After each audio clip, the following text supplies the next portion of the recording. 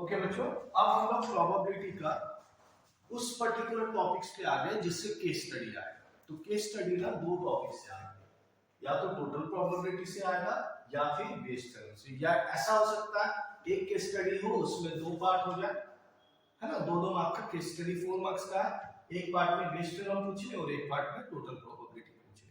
तो आपको इस टॉपिक को बहुत अच्छे से प्रिपेयर करना है। ये वीडियो छोटा होगा, ध्यान से देख लीजिए। अगर आपको पुराने टॉपिक्स को पढ़ने में दिक्कत हो, थोड़ा बड़ा है, कंटेंट इसमें ज्यादा है, अगर आपके पास टाइम बहुत कम है और आप थोड़ा सा जो है प्रोबेबिलिटी में पूरा स्कोर नहीं करना चाहते, तो मिनिमम आप इस वीडियो को देख लीजिए, कम से कम 4 नंबर आपके कहीं नहीं जाएंगे। ठीक है, तो इसमें हम सबसे पहले टोटल प्रोबेबिलिटी और बेस थ्योरम पढ़ना है। दोनों टॉपिक को एक साथ लिखा है मैंने क्योंकि मैं एक साथ समझाना चाहता हूँ। सबसे पहले देखिए इन दोनों टॉपिक में सबसे ज्यादा स्पेशलिटी क्या है। सबसे ज्यादा स्पेशलिटी इसमें E1, E2, E3 है ना, E1, E2, E3 सब दोनों फॉर्मूले में, चाहे तो टोटल प्रोबेबिलिटी हो चाहे वो बेस थ्योरम है, दोनों में E1, E2, E3 यूज होते हैं। अब आपको पता होना चाहिए E1, E2, E3 क्या है। तो आपको लगेगा सर ये तो मुझे पता है, मैं जानता हूँ ये इवेंट होता है जो सैंपल स्पेस के अंदर से आता है। नहीं बच्चों, यहाँ पर थोड़ा सा अलग चीज है। ये जो E1, E2, E3 होते हैं ना, ये इवेंट तो होते हैं पर ये स्पेशल टाइप के इवेंट होते हैं जिनको हम पार्टीशन ऑफ सैंपल स्पेस बुलाते हैं। इवेंट ना बुला के हम इसको पार्टीशन ऑफ सैंपल स्पेस बुलाते हैं। इनको पार्टीशन ऑफ सैंपल स्पेस क्यों बुलाते हैं? क्योंकि हालांकि है ये इवेंट, कंफ्यूज नहीं होना, ये इवेंट ही है पर ये स्पेशल टाइप के इवेंट है E1, E2, E3 जो किसमें यूज होते हैं? टोटल प्रोबेबिलिटी में और बेस थ्योरम में यूज होते हैं। इन स्पेशल इवेंट्स को पार्टीशन ऑफ सैंपल स्पेस बुलाते हैं, ये आपको याद रखना। फिर आपको लग रहा है कि ये स्पेशल इवेंट कैसे हो गए, तो इसकी ना एक्चुअली 3 स्पेशलिटी होती है, जिसमें से मैं तीनों पे बात नहीं करूंगा, टाइम ज्यादा वेस्ट होगा। आपके पास टाइम कम है तो सिर्फ 2 चीज से भी आप समझ जाओगे ये स्पेशल इवेंट है। 2 स्पेशलिटी याद रखो कि ये जितने भी इवेंट होते हैं जिनको पार्टीशन ऑफ सैंपल स्पेस बुलाते हैं, ये इवेंट म्यूचुअली एक्सक्लूसिव और म्यूचुअली एग्जॉस्टिव होते हैं।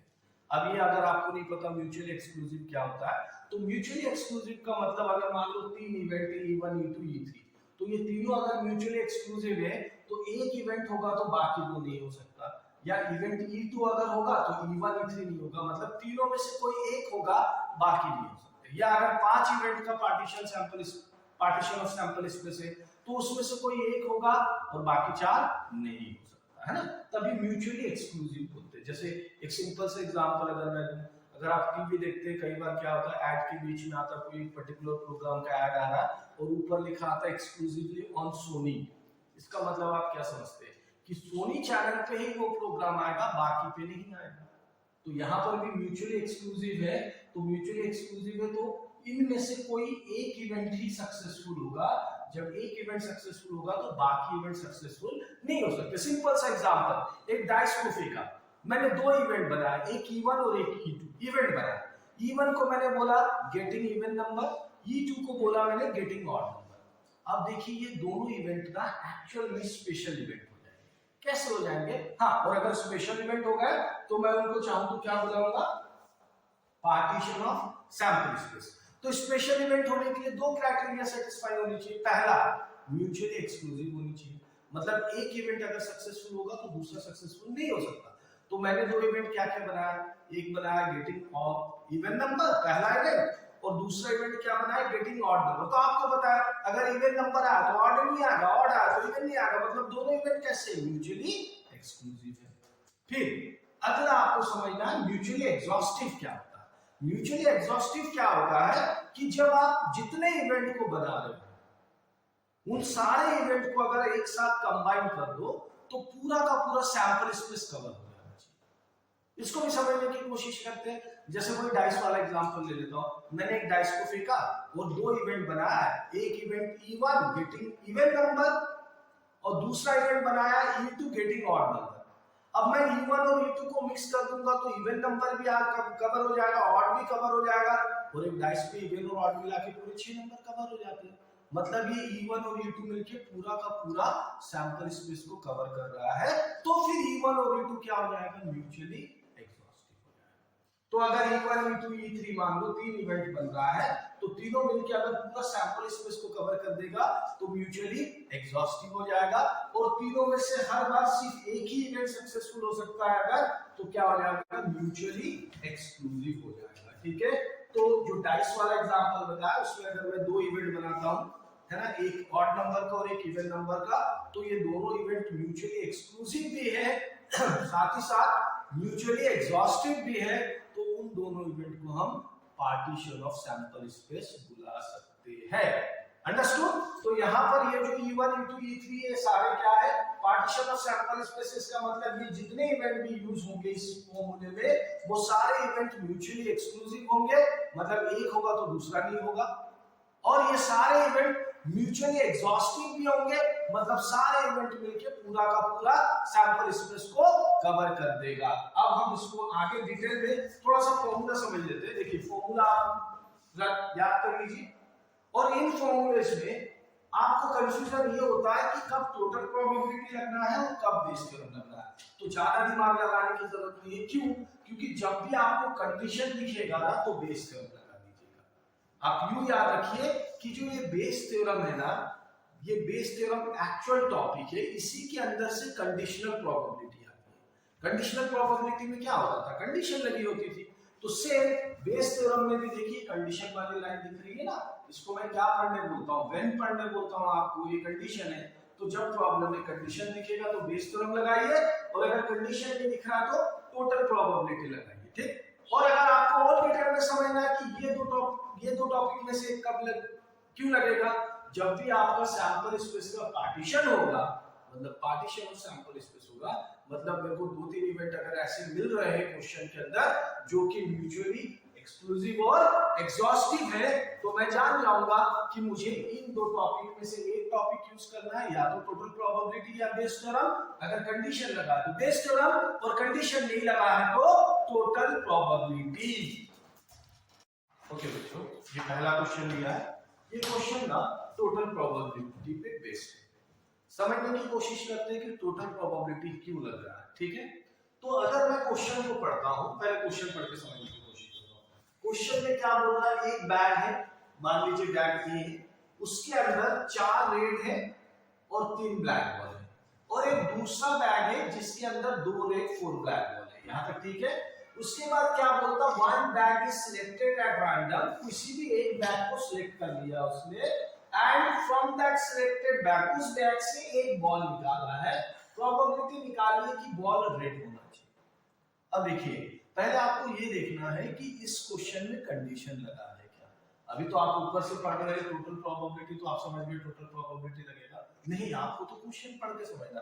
तो कहीं पर कंडीशन लगा है क्या, सबसे पहले ये देख लीजिए क्या निकालना है, जिसकी प्रोबेबिलिटी निकालनी है वो देख लीजिए। प्रोबेबिलिटी क्या निकालनी है कि जो बॉल ड्रॉ किया है वो क्या होना चाहिए, रेड होना चाहिए। इसकी प्रोबेबिलिटी निकालनी है, बॉल ड्रॉन इज रेड। क्या कोई कंडीशन लगा है, कंडीशन मतलब जो बॉल ड्रॉ होगा वो रेड होना चाहिए, और यहाँ पर बाकी ऑब्जेक्ट क्या बचा, बैग। तो क्या उसने यहाँ पर कहीं ऐसा बोला कि बॉल जो है बैग 1 से ही निकलना चाहिए, या बॉल जो है वो बैग 2 से ही निकलना चाहिए, या अगर आप कहीं भी बुला रहे तो कहीं पर बोला है कि इस पर्टिकुलर बैग से ही बॉल निकलना चाहिए और बॉल रेड होना चाहिए, नहीं बोला। तो किसी भी एक बैग को सिलेक्ट किया, वो कोई भी बैग हो सकता, कोई कंडीशन नहीं है कि बैग ए से ही बॉल निकले या बैग बी से ही बॉल निकले, कोई भी एक बैग सिलेक्ट हो जाए, मतलब कोई कंडीशन नहीं, बस प्रोबेबिलिटी निकालनी है, बॉल रेड होनी चाहिए। तो मैं ये समझ गया कि इस प्रॉब्लम में कोई कंडीशन नहीं लगा है, तो मैं क्या लगाऊंगा, टोटल प्रोबेबिलिटी। जैसे ही मेरे को टोटल प्रोबेबिलिटी समझ में आएगा बच्चों, आप कुछ मत करना, सबसे पहले ना आंख बंद करके इस फॉर्मूले को लिख देना। अगर आप ये फॉर्मूला लिख देंगे ना तो ये सारी वैल्यूज अपने आप लिख पाएंगे। मैं तरीका बता रहा हूं आपको, और अगर आप पहले सारे वैल्यूज लिखने जाएंगे तो आपको कंफ्यूजन होगा। सबसे पहले कंफर्म करिए टोटल प्रोबेबिलिटी का क्वेश्चन, ठीक। तो अगर ये टोटल प्रोबेबिलिटी का क्वेश्चन है, मैंने उसका फॉर्मूला लिख दिया। अब देखो ये जो टोटल प्रोबेबिलिटी का क्वेश्चन होता है, उसके फॉर्मूले में जिसकी प्रोबेबिलिटी निकालनी होती है उसको ए लेना पड़ता है। तो जिसकी प्रोबेबिलिटी पूछा है मैंने उसको ए ले लिया। लेट प्रोबेबिलिटी किसकी पूछा है, let A be the event, क्या, ball drawn is red, ball drawn is red, ठीक है। और इनके अलावा जो भी दूसरे पॉसिबल इवेंट है उनको आपको E1 इंटू E3 लेना है। ये E1 इंटू E3, इसके बारे में अभी इंट्रोडक्शन में बताया पार्टीशन ऑफ सैंपल स्पेस होते हैं। तो देखिए E1 इंटू E3 क्या होगा, तो अभी बॉल किसी एक बैग को सिलेक्ट करके बॉल निकालना है, तो कोई भी बैग सिलेक्ट हो सकता है, या तो बैग 1 सिलेक्ट हो सकता है या बैग 2 सिलेक्ट हो सकता है। तो E1 इंटू क्या होगा, बॉल ड्रॉन फ्रॉम बैग 1, और E2 क्या होगा, बॉल ड्रॉन फ्रॉम बैग 2। ठीक, ये इवेंट है। अब देखिए आप खुद को समझा लीजिए, क्या समझा लेना है खुद को, कि ये पार्टीशन ऑफ सैंपल स्पेस ही है।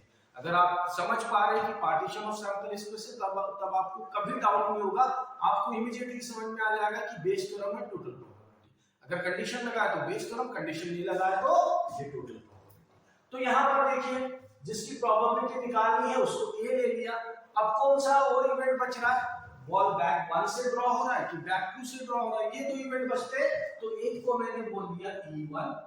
ठीक, बैग 1 इज सिलेक्टेड, बैग ए या 1 जो भी पूरा हुआ, चलिए मैं इसको 1 2 कर देता हूं, बैग 1 इज सिलेक्टेड, और E2 क्या हो जाएगा, बैग 1 इज सिलेक्टेड, और E2 क्या हो जाएगा बच्चों, फिर बैग 2 इज सिलेक्टेड। सही है, हो गया। अब अपने को समझाना है ये दोनों पार्टीशन ऑफ सैंपल स्पेस है कि नहीं, है ना, तो आप एकदम श्योर हो जाएंगे कि बेस थ्योरम या टोटल प्रोबेबिलिटी से ही मुझे लगाना था, लगाया कि नहीं। तो देखिए ये दोनों आपस में पार्टीशन ऑफ सैंपल स्पेस है। क्यों, क्योंकि ये दोनों म्यूचुअली एक्सक्लूसिव है। क्यों, क्योंकि अगर बैग 1 सिलेक्ट हुआ तो बैग 2 सिलेक्ट नहीं होगा, बैग 2 सिलेक्ट हुआ तो बैग 1 सिलेक्ट नहीं होगा। और पूरे सैंपल स्पेस में अगर देखेंगे इस पूरे प्रॉब्लम के सिनेरियो में दो ही बैग, तो ये E1 और E2 मिलके दोनों के दोनों बैग को कवर कर रहे हैं। जब पूरा सैंपल स्पेस कवर कर रहा है तो पार्टीशन ऑफ सैंपल स्पेस में तो ये दोनों क्या कह रहे हैं, म्यूचुअली एक्सॉस्टिव। और जब एक बैग सिलेक्ट होगा तो दूसरा नहीं हो सकता, दूसरा सिलेक्ट होगा तो पहला नहीं हो सकता, तो ये दोनों इवेंट म्यूचुअली एक्सक्लूसिव भी है, वो स्पेशल इवेंट हो गए। और इन स्पेशल इवेंट का क्या नाम है, पार्टीशन ऑफ सैंपल स्पेस। तो ये दोनों event partition of sample space हो गए हैं, तो इसका मतलब मुझे या तो टोटल प्रोबेबिलिटी यूज करना है या बेस थ्योरम यूज करना है। तो मैंने क्या देखा, कंडीशन भी लगा, इसलिए मैंने टोटल प्रोबेबिलिटी यूज किया। यहां तक अगर आपने कर लिया तो ये प्रॉब्लम खत्म है। अब देखिए कैलकुलेशन पार्ट में सबसे पहले आपको वैल्यूज क्या चाहिए, P ऑफ E1 चाहिए। P of E1 probability of selecting bag 1, दो ही बैग है, उसमें से फेवरेबल एक बैग 1 है। कितने फेवरेबल बैग है, एक ही। टोटल कितने बैग है, 2, तो प्रोबेबिलिटी ऑफ E2 भी सेम वही होगा, इतना तो आप समझ ही जाते होंगे। ठीक है, और क्या चाहिए मुझे, दो इवेंट है ना, E1 और E2, तो फार्मूला यहां तक यूज होगा, इसके आगे का फार्मूला यूज नहीं होगा। ठीक है, अब उसके बाद देखिए P ऑफ, और क्या चाहिए मुझे, P of A by E1, P of A by E1। अब इसको पढ़ना है आपको ध्यान से, है ना, इसको क्या पढ़ते हैं, वैन पढ़ते हैं इसको, ये वाली लाइन को बताया था। तो अब इसी स्टेटमेंट को यूज करके, इवेंट के स्टेटमेंट को यूज करके इसको पढ़ते हैं। ये क्या बोलता है, probability of ball drawn is made when E1 माने बैग 1 इज सिलेक्टेड। मतलब ये क्या बोल रहा है, ए माने ball drawn is red when E1 माने बैग 1 इज सिलेक्टेड। मतलब बॉल रेड होना चाहिए, एंड कंडीशन क्या है, बैग कौन सा सिलेक्ट होना चाहिए, 1। तो इसका मतलब है बैग 1 से रेड बॉल निकालना है। तो ये बैग 1 है बच्चों, इसमें कितने रेड है, 4, तो फेवरेबल आउटकम कितने, 4 डिवाइडेड बाय टोटल आउटकम 4 + 3 7। ठीक, अब अगला P of A bye E2 चाहिए, फिर से पढ़ के देखते हैं। प्रोबेबिलिटी ऑफ A माने ball drawn is red when E2 माने बैग 2 इज सिलेक्टेड। मतलब क्या बोल रहा है, रेड बॉल निकालना है बैग 2 सिलेक्ट करके, तो बैग 2 में आइए, आगे बैग 2 में कितने रेड बॉल है, इसमें 2, तो फेवरेबल आउटकम, क्योंकि आपको रेड ही निकालना है तो इस बार फेवरेबल आउटकम 2, क्योंकि इसमें 2 ही रेड बॉल है, डिवाइडेड बाय टोटल आउटकम कितने हैं, 6।